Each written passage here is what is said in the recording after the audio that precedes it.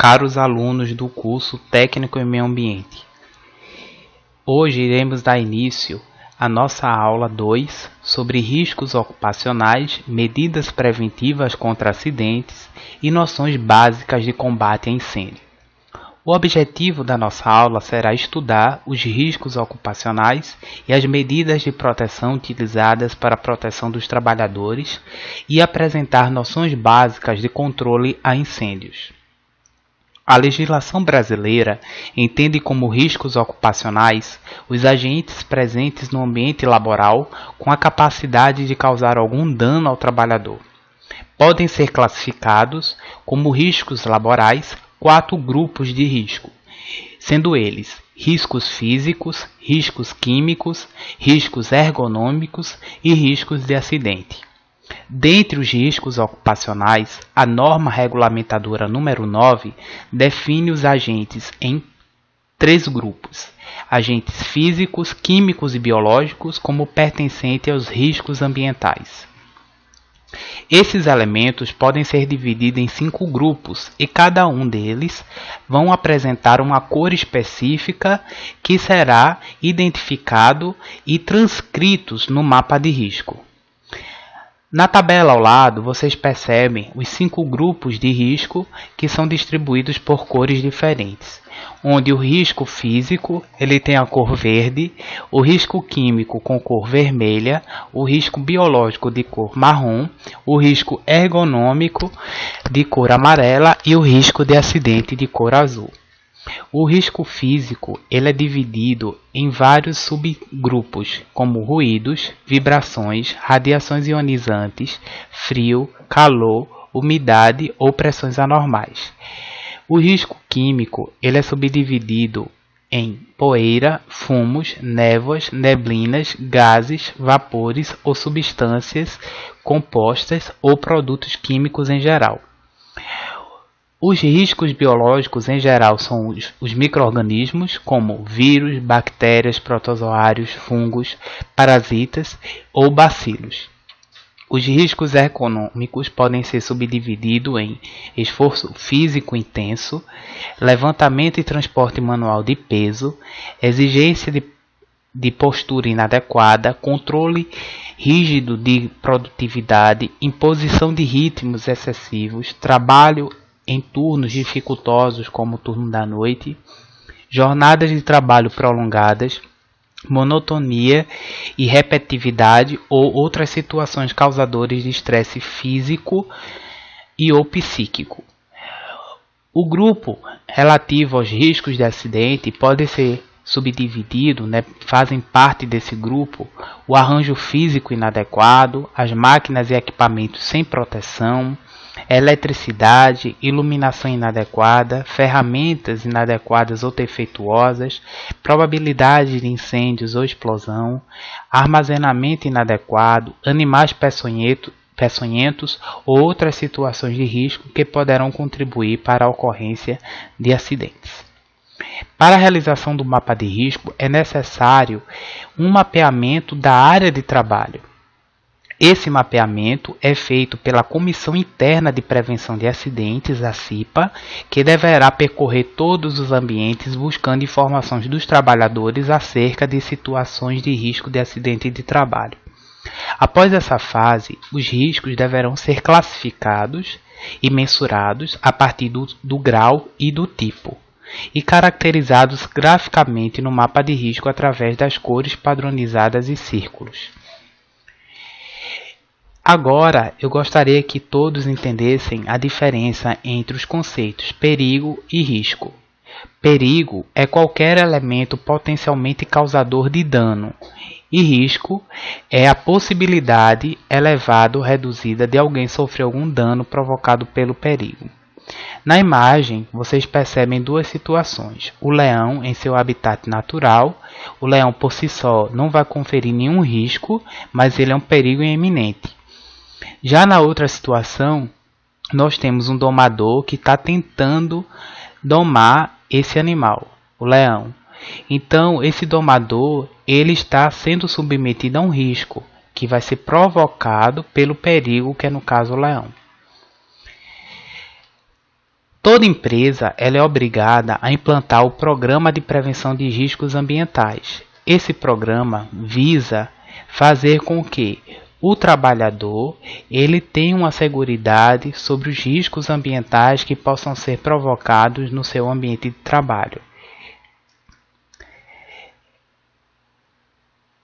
A legislação também recomenda a proteção, do trabalhador com o uso de equipamentos. Esses equipamentos podem ser de proteção coletiva, que são aqueles equipamentos que protegem não unicamente o indivíduo, mas todos que estejam próximo àquele risco inerente, e os equipamentos de proteção individual, que protegem exclusivamente o trabalhador que estiver fazendo o seu uso.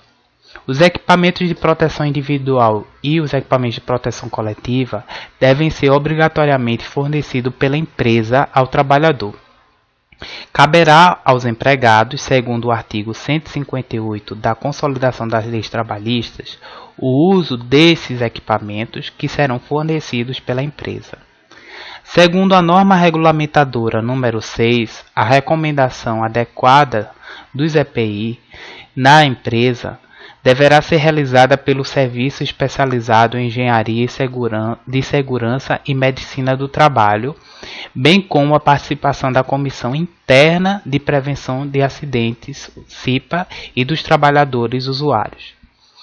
Os EPI devem conter o Registro de Aprovação, que é o CA, e o Certificado de Registros de Fabricante, o CRF, ambos emitidos pelo Ministério do Trabalho e Emprego. A CIPA ela é constituída por um grupo de pessoas que tem por objetivo a prevenção de acidentes e doenças decorrentes do trabalho. As condições necessárias para a sua implantação dentro da empresa são estabelecidas na norma regulamentadora número 5.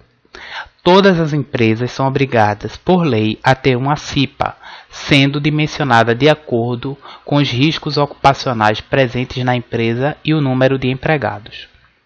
Os membros da CIPA são chamados de cipeiros, e estes devem passar por um curso preparatório de no mínimo 20 horas que contemplem os riscos existentes em seus ambientes de trabalho.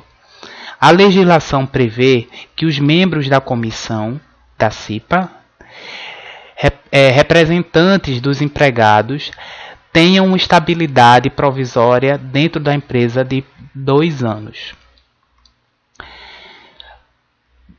Fazendo um apanhado agora em relação às noções básicas de combate a incêndio, é importante relatar a relação do homem com o fogo. Essa relação se deu desde os primórdios do surgimento do homem na Terra e até hoje o fogo é motivo de fascinação, curiosidade e temor. Pode-se utilizar a energia do fogo em benefício próprio para atender suas necessidades básicas, bem como para a sua proteção, afastando os predadores. Então o homem, desde os primórdios, ele faz o uso do fogo para benefício próprio, para o preparo do seu alimento, para a sua proteção, para evitar a ação de predadores. Então o homem sempre buscou o uso do fogo para suas atividades. O fogo ele é um processo químico e, por ser um processo químico, há transformação durante esse processo. Esse processo ele é chamado de combustão.